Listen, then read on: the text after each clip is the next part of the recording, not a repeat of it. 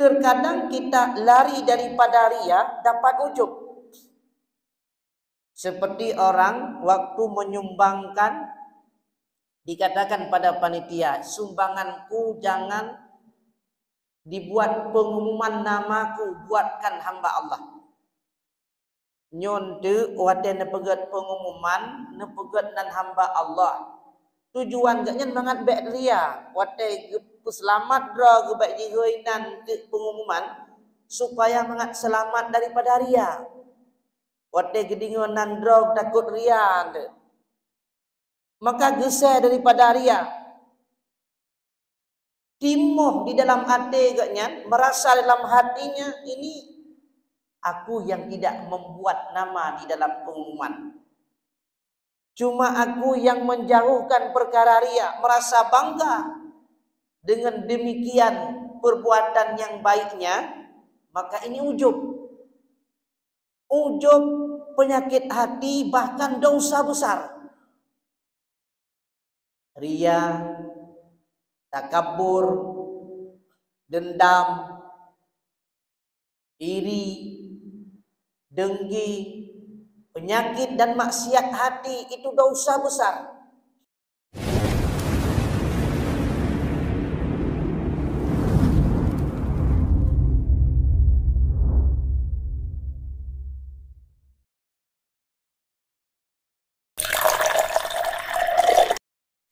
Assalamualaikum warahmatullahi wabarakatuh. Alhamdulillah. Wassalatu wassalamu ala Rasulillah Muhammad ibn Abdillah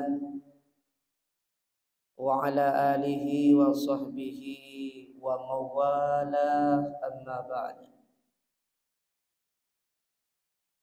Guru kita bersama Tunku Imam Syekh Masjid yang kita muliakan,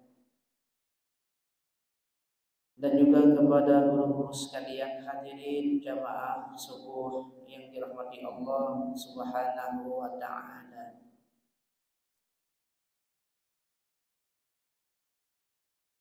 Ibadah yang kita kerjakan di waktu subuh merupakan kebaikan yang selalu mendapat keberkahan daripada Allah Subhanahu wa ta'ala, yang mana Rasul kita Muhammad sallallahu alaihi wasallam berdoa kepada umatnya semoga selalu diberkahi oleh Allah Subhanahu wa ta'ala melalui hadis Nabi Muhammad sallallahu alaihi wasallam, Allahumma barik li ummati fi bukuriha. Ya Allah, berkahilah umatku di waktu pagi. Maka ibadah yang kita kerjakan di waktu pagi selalu mendapat keberkahan daripada Allah Subhanahu wa ta'ala. Pada kesempatan ini saya akan membahas tentang 3 perkara yang dapat mencelakakan manusia di dunia sampai di akhirat. Manusia akan celaka dan binasa di dunia sampai di akhirat. Ada 3 perkara kata Nabi di dalam hadis riwayat Imam Tibrani. Salasum muhlikatun hawan muttaba'un wa syuhun muta'un wa ijabul mar'i binafsih. 3 perkara yang dapat mencelakakan manusia. Pertama, hawan muttaba'un, keinginan yang jahat diperturutkan, nafsu yang jahat diberikan oleh Allah setiap manusia. Karena pada dasar dan hakikatnya nafsu yang diciptakan oleh Allah selalu mengajak untuk berbuat jahat. Allah telah menyatakan di dalam Al-Quran, Innan nafsa la ammaratum bisu. Sesungguhnya benar-benar nafsu selalu mengajak untuk berbuat jahat. Nafsu yang ada pada kita, keinginan untuk berbuat jahat, nafsu itu wajib kita menjaga dan kita pelihara supaya berubah menjadi nafsu yang baik. Supaya berubah menjadi nafsul mutmainnah yang selalu merindukan, berkeinginan untuk melakukan semua perintah Allah, berkeinginan untuk meninggalkan semua maksiat dan larangan Allah Subhanahu wa taala. Nafsu keinginan yang jahat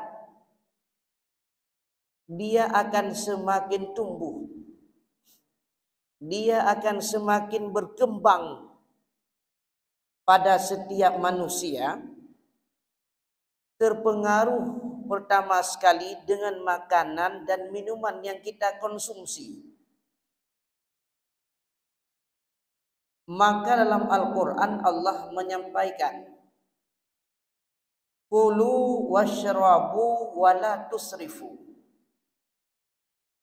Makanlah kalian dan minumlah kalian, jangan berlebihan.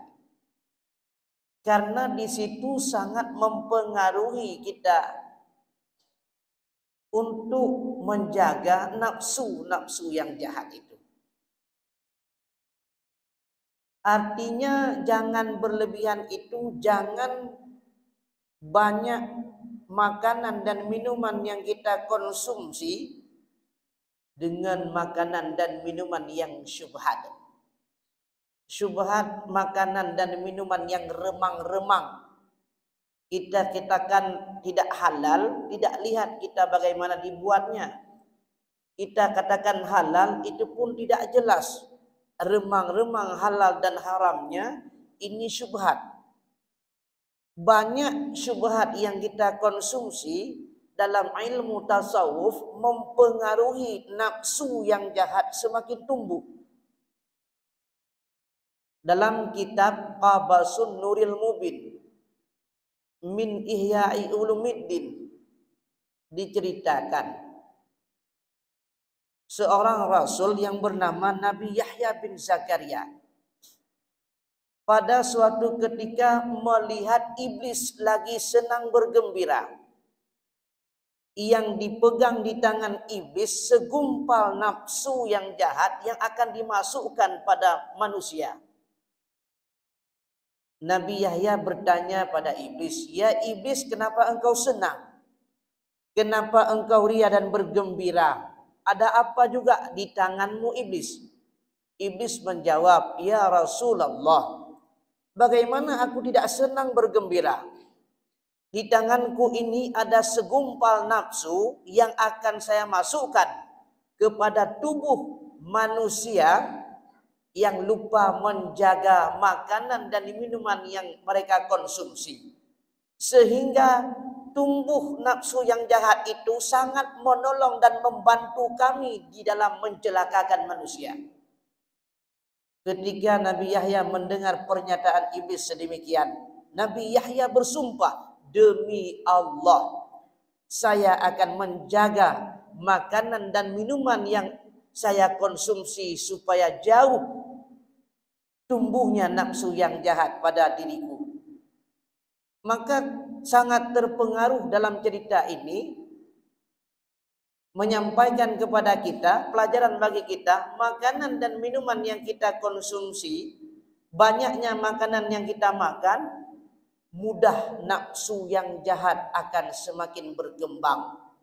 Sehingga kalau ada nafsu yang jahat pada tubuh kita ini, malaslah kita untuk melakukan ibadah kepada Allah, dan tubuh kita akan merasa senang jika kita melanggar perintah Allah Subhanahu wa taala.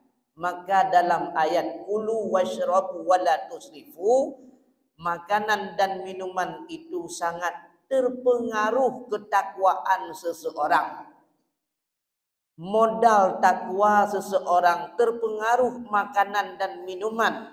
Jangan banyak kita konsumsikan yang syubhat ataupun ada sedikit yang haram yang ada dalam tubuh kita, maka ini akan semakin berkembang nafsu yang jahat sehingga malas untuk melakukan ibadah kepada Allah, bahkan sebaliknya rajin untuk melakukan larangan Allah Subhanahu wa taala. Ini yang pertama, nafsu yang jahat, berkeinginan untuk melanggar perintah Allah dan malas enggan untuk melaksanakan perintah Allah dikarenakan nafsu yang jahat ada pada manusia. Yang kedua, mempengaruhi celaka manusia itu kata Nabi, wa syuhun muta'un. Syuhun itu adalah bakhil, pelit diperturutkan. Pelit itu punya kemampuan tidak mau memberi, kemampuan ilmu tidak mau mengajari orang lain, kemampuan tenaga tidak membantu pada tempat-tempat yang membutuhkan pertolongannya, punya kemampuan harta tidak mau menolong orang-orang yang membutuhkan pertolongannya ataupun tempat-tempat yang membutuhkan saluran tangannya. Ini pelit. Pelit ini adalah termasuk tembok yang paling besar penghalangnya masuk ke dalam syurga. Orang zuhud sendiri kalau ada sifat pelit tidak akan pernah masuk ke dalam syurga. Nabi telah menyampaikan di dalam sebuah hadis, al-bakhilu la yadkhulul jannah walau kana zahidan. Orang pelit itu tidak akan masuk ke dalam syurga meskipun dia zuhud. Arti zuhud, cinta terhadap akhirat, benci terhadap dunia. Apapun yang dikerjakan, dia selalu mengingat untuk akhirat.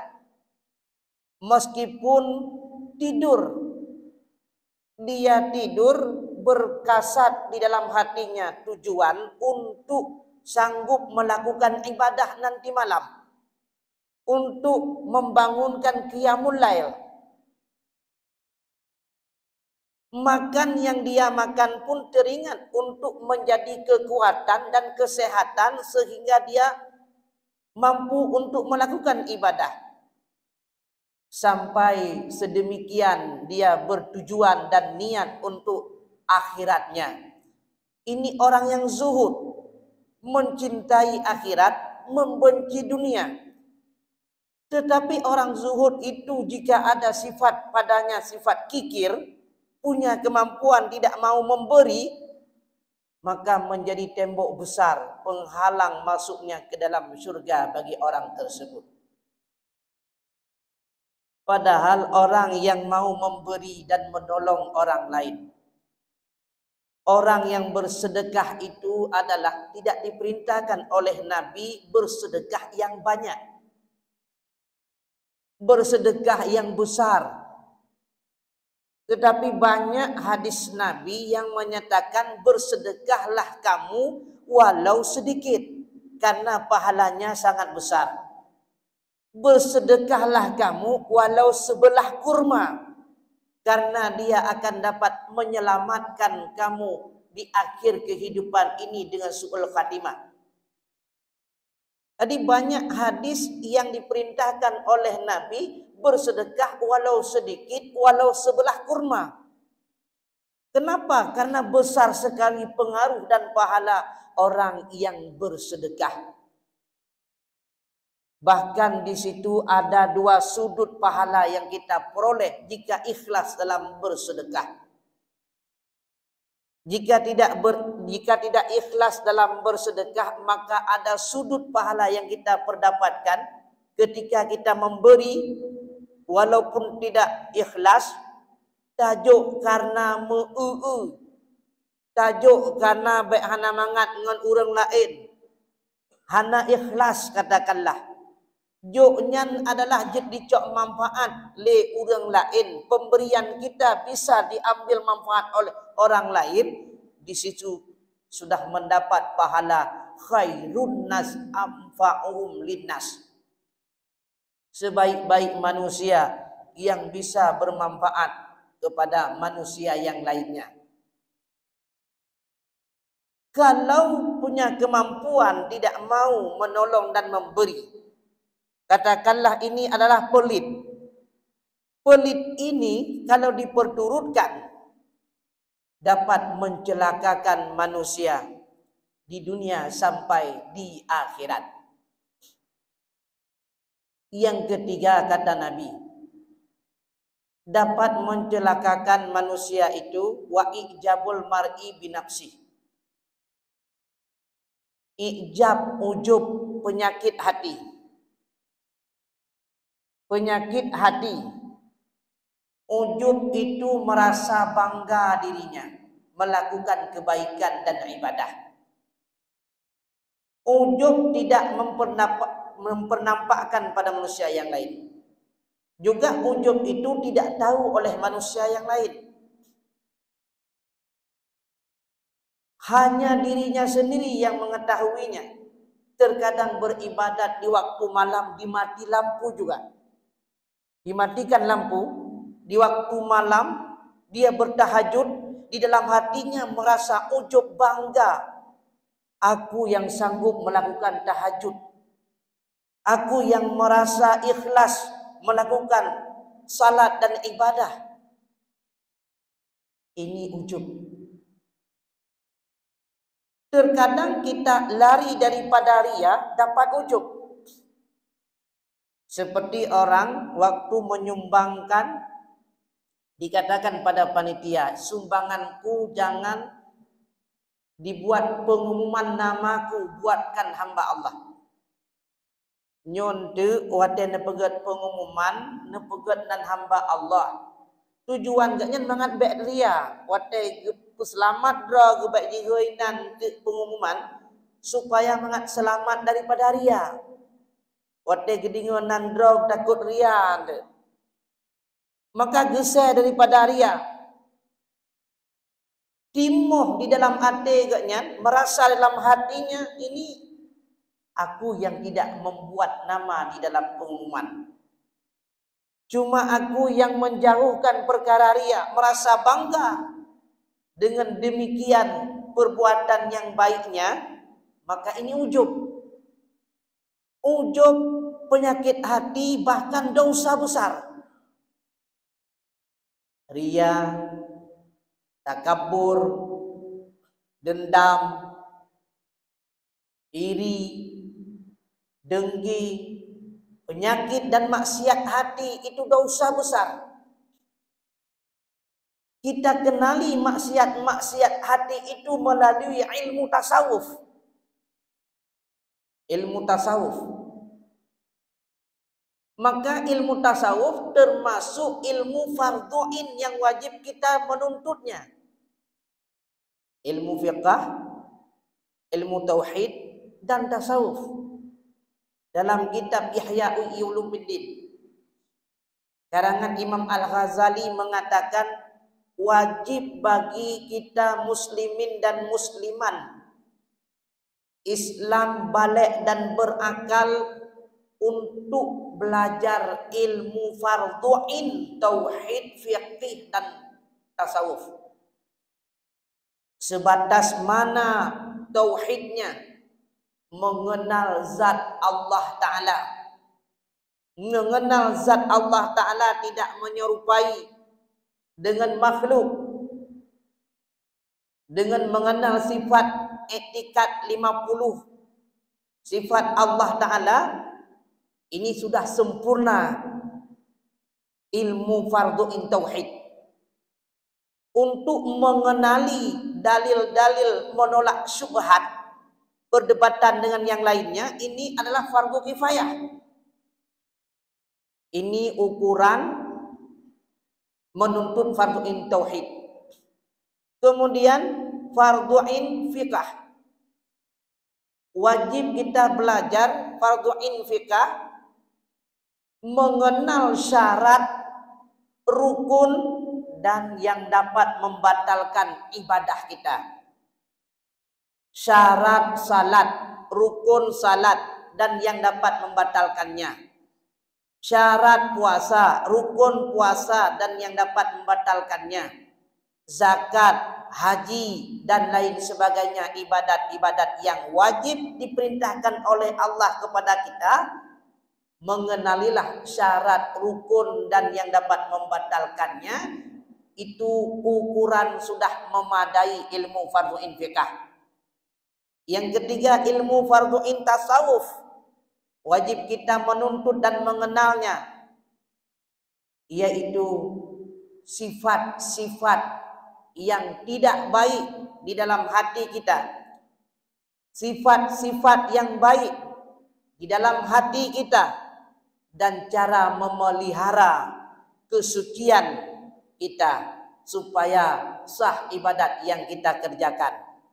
Hati kita suci juga, bersih daripada penyakit hati dan maksiat-maksiat hati. Cukup itu kita ketahui sudah memadai ilmu fardhu'in tasawuf. 3 ilmu itu adalah yang dituntut bagi kita. Termasuk salah satunya ujub yang kita sampaikan tadi adalah maksiat hati. Kita ketahuinya melalui ilmu tasawuf, sehingga itu kita menjaganya, karena salah satu penyebab binasa kita di dunia sampai di akhirat yaitu adanya ujub, penyakit hati. 3 perkara yang disampaikan oleh Rasulullah yang dapat mencelakakan kita, yang dapat membinasakan kita di dunia sampai di akhirat, melalui ibadah yang kita kerjakan di waktu pagi, ibadah yang diberkati oleh Allah Subhanahu wa taala, yang selalu didoakan oleh Rasul kita Muhammad sallallahu alaihi wasallam melalui doanya, Allahumma barik li ummati fi bukuriha. Ibadah yang kita kerjakan di waktu pagi besar sekali pahalanya, banyak sekali tantangannya. Karena banyak tantangan itulah pahala pun dilebihkan oleh Allah. Sebagaimana Rasulullah menyatakan pada istrinya, yaitu Aisyah, ajruki biqadri nasabik. Pahalamu hai istriku sesuai dengan susah payahmu. Di waktu pagi kita melakukan ibadah sangat sukar, maka pahala pun sangat besar. Melalui ibadah yang kita kerjakan di waktu pagi ini, mudah-mudahan kita dapat menjaganya, yang dapat membinasakan kita 3 perkara yang telah disampaikan tadi. Yang pertama adalah keinginan yang jahat, jangan sekali-kali kita perturutkan. Jika kita perturutkan maka kita akan binasa. Yang kedua yaitu adanya kemampuan pada kita diberikan oleh Allah, mari kita sumbang dan menolong tempat-tempat ataupun orang yang dapat membutuhkan pertolongan kita. Kalau ada kemampuan tidak mau memberi, kikir itu kita perturutkan, dapat membinasakan dan mencelakakan kita. Yang ketiga, kita menjaganya, ibadah yang kita kerjakan, mari sama-sama kita stabilkan hati kita. Jangan tumbuh rasa ujub, merasa bangga pada diri kita, dan juga penyakit-penyakit hati yang lainnya, karena itu dapat mencelakakan kita di dunia sampai di akhirat. Di sini saja yang dapat saya sampaikan. Semoga bermanfaat kepada kita semua. diberikan kebahagiaan oleh Allah di dunia sampai di akhirat nantinya. Wallahu a'lam bishawab. Lebih dan kurang saya mohon maaf. Assalamualaikum warahmatullahi wabarakatuh.